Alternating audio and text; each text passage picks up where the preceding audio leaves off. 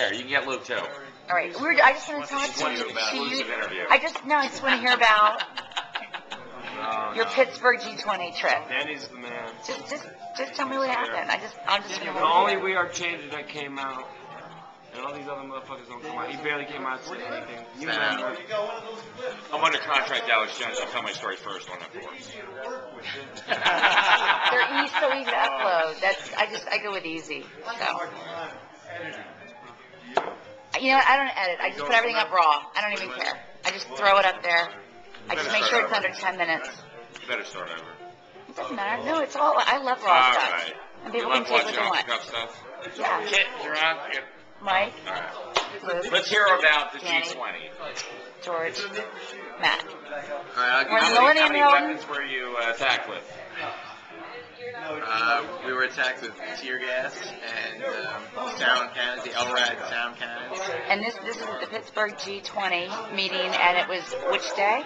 This was, it was both, Thursday? Was it Thursday or Friday? And the batons and the smoke gas. And he missed the batons and the smoke, yeah. This was, what was it? It was Friday night. Friday night was the big night where everybody got rounded up. Okay. And herded into the FEMA camp. No, I'm kidding.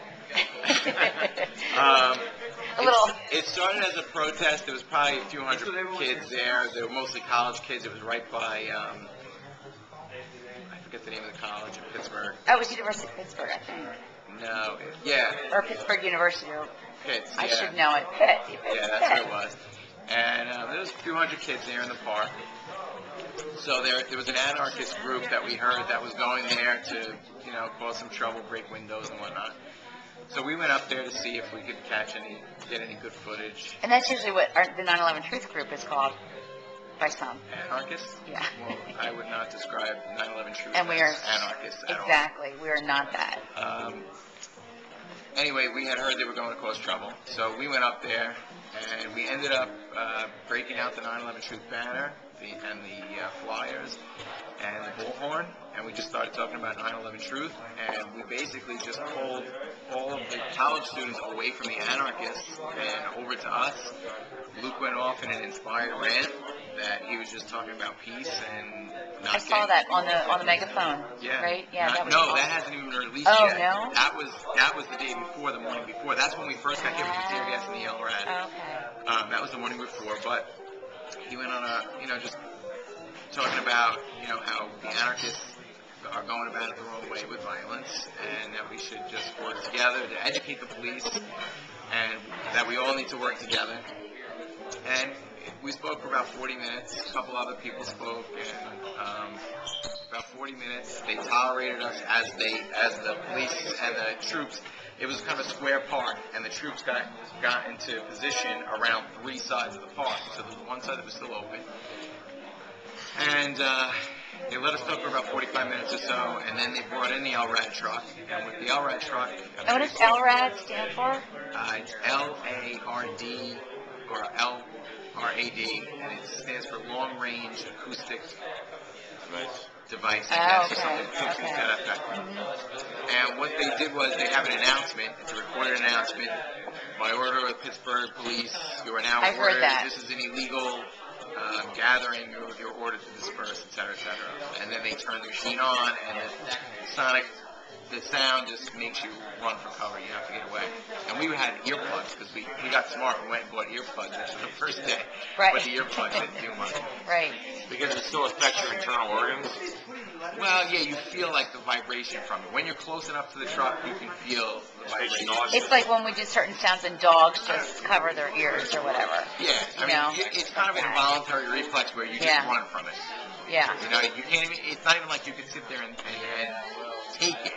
It's your body just runs. It's crazy. Right. Well, tell everyone, because these are what troops? These are National Guard, Pittsburgh police. We had a mixture. We had a mixture of Miami-Dade police, who I guess they trucked in. The Pittsburgh police were there. Pretty much a lot. They had different uniforms, so I guess there must have been Pittsburgh SWAT. It's gotten very commercial. There were definitely different units though, because they had different uniforms on. They had the state police. The state police was there. There was a big contingent of state police there in their gray uniforms. Then you have the SWAT, which were in the full military gear with the shields and everything. And they were wearing the black, not the camis. They were in the black. Right. Yeah. We didn't see the camis until we actually got into the detention center. The National Guard was running the detention center. And then they had like a volunteer, it looked like an auxiliary police in the detention center who were kind of directly, I'll get to that later. Anyway, they had us boxed in on three sides, and somebody who was on the other side where the opening was, we started to move towards that direction to disperse. Somebody said that they heard them say, box them in, which I can't confirm or deny that. But, right, but I've seen that in past. But that's what they did. That's what they do. They blocked it in, blocked us off, right. and we would go to one side. We'd say, we're trying to disperse. Where should we go? And they would send us in the other direction. We'd get to that side. The police there told us to go back, and they just closed us in. So we were in a very small area inside this courtyard of a church, and they made us all lay down on the ground. They put the zip tie handcuffs on everybody, made everybody lay down, and then they just started spraying pepper spray into the. Everybody was already handcuffed and laying down, completely subdued, and they just started pepper spraying. And most of these are kids. A lot of them were college kids who weren't even part of the protest. The dorm was across the street. They heard the disturbance. They saw the police. They came out to see what was going on, and the police just rounded everybody up from the bus stops and everything. So then they took everybody into custody. They brought us to this, I guess, a detention center of some sort, some sort of improvised detention center or staging area. They called it. The Pittsburgh PD called it a staging area, where they photographed us, they searched us, photographed us, fingerprinted us, and I heard several of the Pittsburgh PD officers refer to them as the feds, that the feds were going to fingerprint us. And basically they just kept us there for 10 Was were you ever Mirandized? No, they were never. No, they don't even do that anymore. They never gave us any. They never Mirandized us. It's such a liberal you only thing, need to be Mirandized if you're interviewed. They never charged. They never charged us with a crime or anything. They just. So they keep you in limbo when they do that. Right. You're just. They detained us. Exactly. We were not arrested. You haven't been in charge, so you don't get your phone call. Correct. You don't get to call lawyers. 10 hours, no phone call. No, we weren't even allowed to speak. The National Guard was standing all around the room, and if we spoke, we'd get screamed at. They also had, like, this para-police, I guess they were auxiliary police, which basically, they directly dealt with us. So if we had to go to the bathroom or wanted a drink of water, they would deal with us. We didn't really deal with the National Guard so much. They kind of stayed around the perimeter and just screamed at us. Everyone had their duties, kind of. I mean, like an MLS type of thing. So what was the point? Detain you till the next day? I guess that they were. Keep you off the streets. I mean, I'm assuming they were taking the fingerprints. They were probably doing background checks on people. They only charged a handful of people, 5 or 6 people, where they actually brought them to another prison, a state prison, and actually charged them. And how many people were arrested? I mean, around. I heard one of the soldiers say 120 were detained that night, and about 100 the night before were detained. And how many in your group? We had about 10 guys from We Are Change all across the country who met. About half of us, about 5 of us were detained. They also detained some members of the press if they didn't recognize the name of whatever news organization they were from. They detained I remember that happened with Amy Goodman in Colorado, and Yeah. it's just recently happened with op-ed news people that were protesting the Army's game in Philadelphia. Their recruiting center where it's all about video games, and they arrested news journalists. Yeah.